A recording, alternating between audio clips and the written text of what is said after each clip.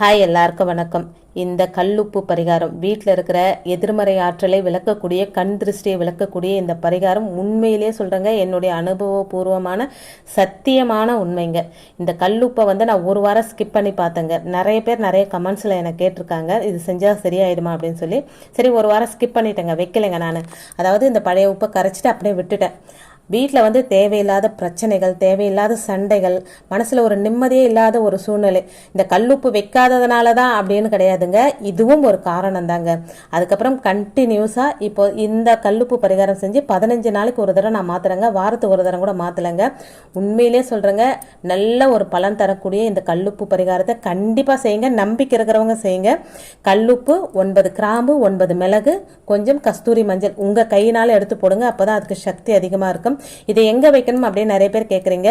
எல்லாரும் பார்க்கக்கூடிய இடத்துல வைக்கணுங்க. நான் ஹாலில் வச்சிருவேங்க. இதை ஒரு தடவை